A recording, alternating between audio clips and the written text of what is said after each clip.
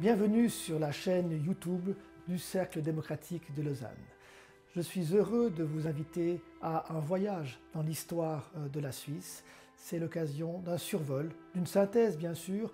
Beaucoup de sujets ne seront peu ou pas traités, c'est pas possible de tout dire, mais nous espérons en tous les cas que vous aurez du plaisir à découvrir ce qu'est l'histoire de la Suisse et que ça suscitera chez vous quelque intérêt pour creuser davantage l'un ou l'autre sujet. Bon voyage et merci de votre attention.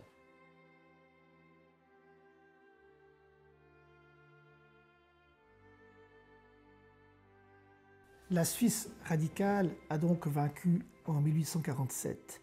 Cette victoire est importante et surtout sa rapidité car elle permettra aux Suisses d'organiser eux-mêmes leur avenir. En effet, la rapide victoire des troupes du général Dufour a empêché les grandes puissances européennes de se mêler des affaires suisses alors qu'elles avaient en gros pris le parti des cantons du Sonderbund en refusant que la Suisse modifie ses institutions sans l'accord des grandes puissances. Il n'empêche que la Suisse ayant pu agir très vite a coupé court à toute intervention possible des puissances étrangères. Et puis surtout, en 1848, éclate le printemps des peuples. Ce mouvement de révolution qui va parcourir toute l'Europe et qui va faire vaciller nombre des monarchies de leur piédestal. En France, la révolution débouchera sur la Seconde République, mais en Allemagne, en Autriche, en Italie, les révolutions se déclenchent également et menacent les pouvoirs en place.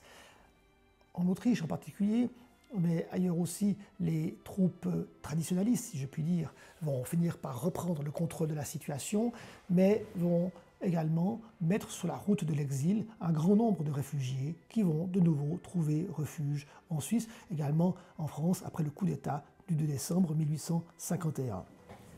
Donc la Suisse va se retrouver une fois de plus la terre d'asile d'un grand nombre de réfugiés politiques, ce qui va lui poser de nouveau certains problèmes politiques. Mais au-delà de cela, ce printemps des peuples va aussi occuper les grandes puissances sur d'autres terrains et ils vont se désintéresser un temps des affaires helvétiques. Les Suisses vont donc pouvoir travailler sur leurs institutions, sur la réforme de ces institutions. La Diète avait déjà entamé certains travaux avant la guerre, les avait évidemment interrompus ensuite, et les reprend désormais, et ces travaux vont déboucher sur la Constitution fédérale du 12 septembre 1848, créatrice de la Suisse dite moderne. C'est le peuple des cantons qui va adopter cette constitution, sauf dans certains cas, à Fribourg notamment, où le gouvernement radical qui s'est installé sur les décombres du pouvoir conservateur battu par le Sonderbund, n'osera pas soumettre le texte de la Constitution au peuple fribourgeois, sachant qu'il aurait sans doute été rejeté en l'occurrence. Les nouvelles institutions sont articulées autour des grands principes qui sont encore ceux qui nous régissent aujourd'hui. Un conseil fédéral est créé, un gouvernement fédéral est enfin installé, et il a face à lui un pouvoir législatif divisé en deux chambres, le Conseil national, la chambre du peuple, et le Conseil des États, représentant des cantons. Ce Conseil des États est directement imité du modèle américain, et Troxler, dont on a déjà parlé, a joué un rôle central dans l'acceptation de ce système pour la Suisse, un système qui permet de pacifier le pays, d'offrir une opportunité pour les cantons du Sonderbund de réintégrer la vie politique désormais régie par les radicaux. Par le système des 2 délégués par canton, quelle que soit sa force, eh bien, chaque canton est assuré d'avoir des représentants, ce qui garantit pour les cantons catholiques un grand nombre tout de même de députés conservateurs, d'autant que le Conseil des États a les mêmes pouvoirs que le Conseil national. L'objectif d'un marché commun, de créer un marché commun en Suisse est réalisé. Les taxes douanières entre les cantons sont abolies. Les taxes douanières ne sont prélevées qu'à l'entrée en Suisse sur les frontières nationales, et c'est ces taxes douanières qui alimenteront le budget fédéral. Donc les taxes douanières internes sont abolies, les poids de mesure seront progressivement unifiés, de même que la monnaie ou le franc l'emporte sur le florin. Et puis surtout, la Constitution fédérale établit un système permettant la modification de cette Constitution car c'était bien un des reproches adressés au pacte fédéral. Il empêchait par lui-même toute révision parce qu'il n'en prévoyait pas les mécanismes. Ce n'est pas le cas pour la révision constitutionnelle, il est même prévu de permettre au peuple, par voie d'initiative, d'initier une réforme de la Constitution, une révision, mais complète de la Constitution, mais par des moyens très compliqués, et ce mécanisme sera très peu utilisé. Les premières élections donnent comme prévu au Conseil national une écrasante majorité de radicaux, laissant quelques strapontins aux conservateurs catholiques et aux conservateurs protestants. Dans la foulée, le Conseil, les chambres fédérales vont élire le premier Conseil fédéral qui va refléter en réalité la grande diversité de ce mouvement radical. On va souvent appeler par tradition la période 1848-1914 la Suisse des radicaux. En réalité, c'est beaucoup plus complexe que cela et on le verra encore souvent. Ce mouvement radical est très diversifié et très hétérogène, voire souvent très divisé. C'est l'anticléricalisme en général qui assure une sorte de ciment unissant toutes les fractions de la famille, comme disent certains historiens, radicale. Et donc ce Conseil fédéral incarne cette grande diversité par les gens qui y sont élus. L'aile gauche radicale est représentée par le vaudois Druet et le bernois Oxenbein.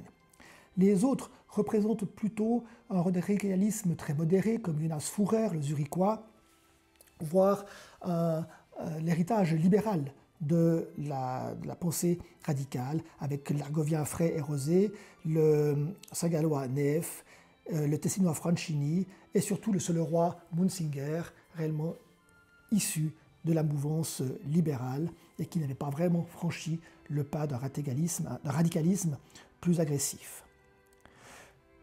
Cette confédération, qui naît en 1848, est immédiatement confrontée à de nombreux défis. Le premier, je l'ai laissé entendre, concerne les réfugiés.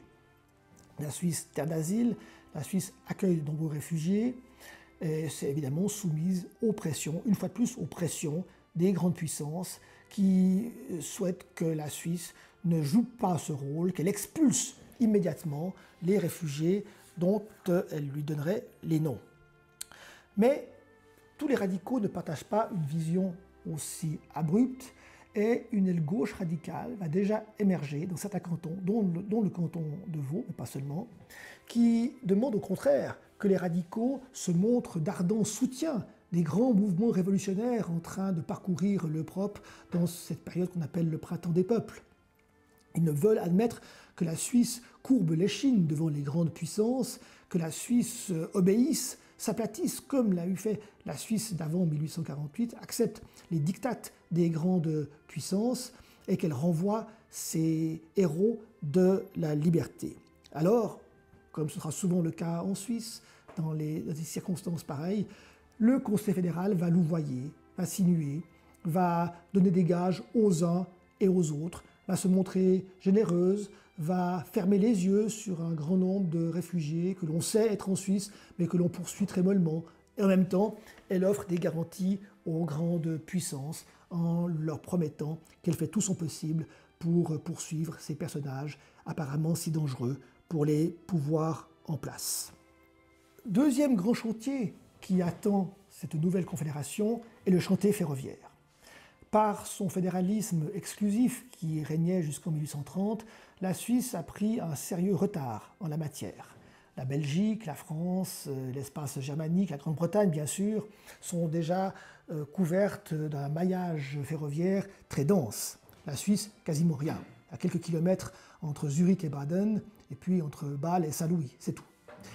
La Suisse est donc confrontée à un sérieux défi puisque l'essor économique qui commence à se développer et que les nouvelles institutions doivent favoriser dépend, on le voit très bien déjà, du rail.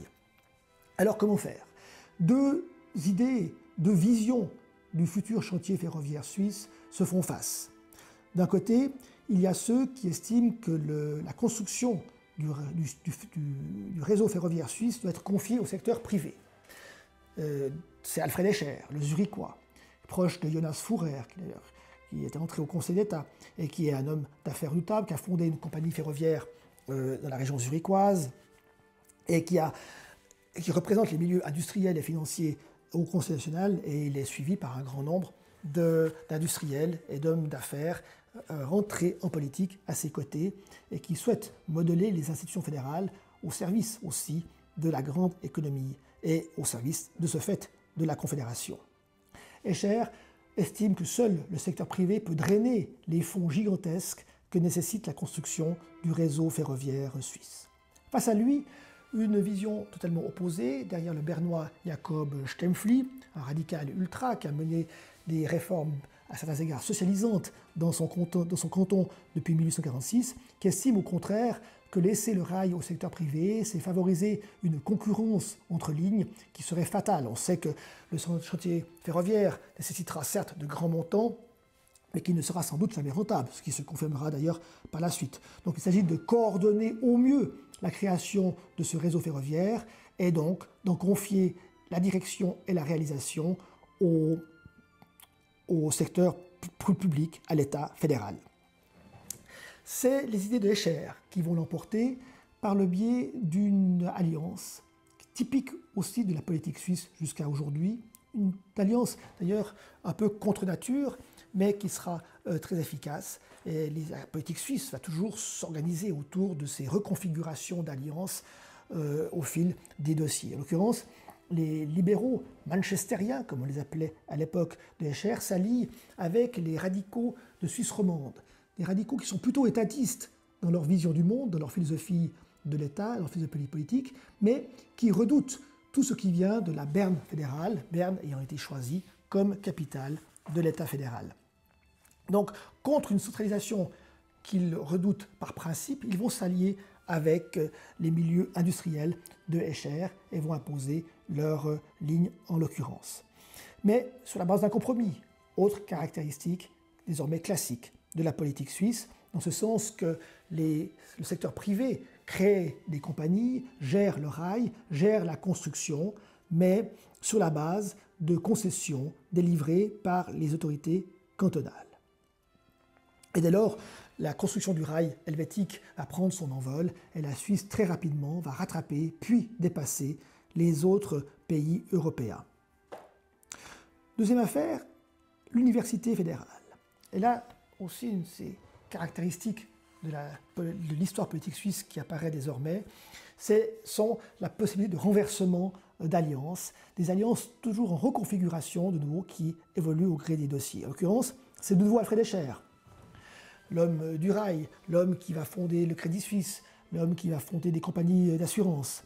Escher rêve d'une grande université fédérale qui rassemblerait la formation des élites au bord de la Limmat. L'idée n'est pas nouvelle, elle avait déjà été abordée d'ailleurs en 1832 sans suite.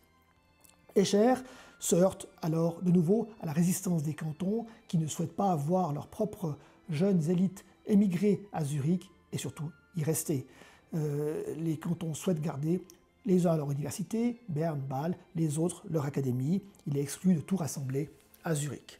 Escher se rattrapera en acceptant sans trop de soucis la mort de son idée d'université fédérale et créera à la place l'école polytechnique fédérale avec son siège à Zurich. Deux autres dossiers importants qui touchent la politique internationale et la place de la Suisse dans le circuit européen.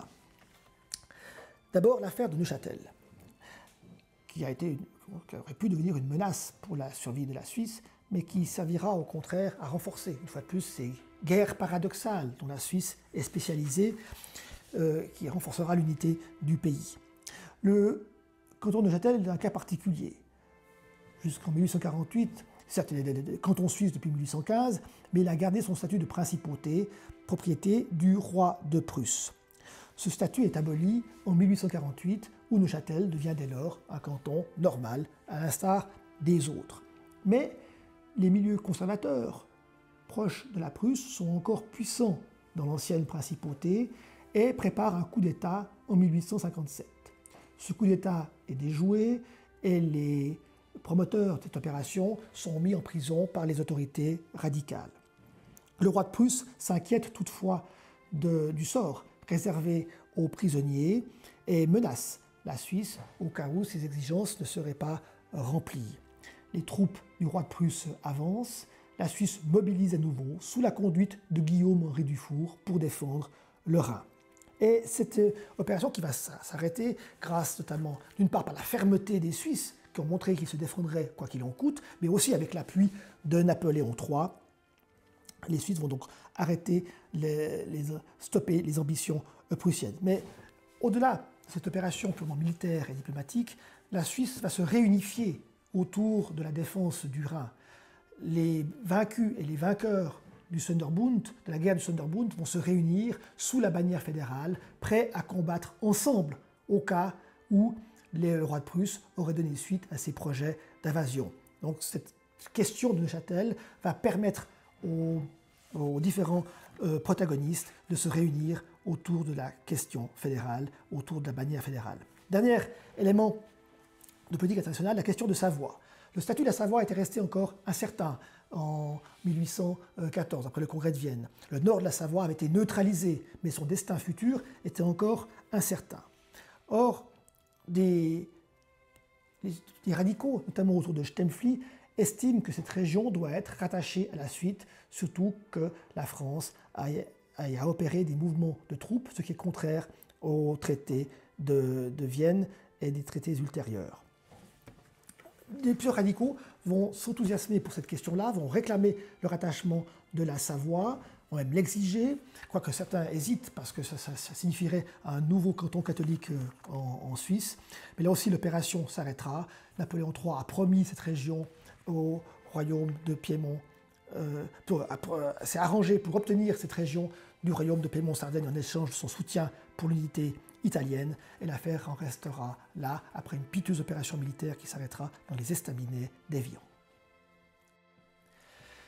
Je vous remercie de votre attention. N'hésitez pas à nous transmettre vos commentaires et vos questions, et vous trouverez encore d'autres vidéos sur notre chaîne YouTube. À bientôt.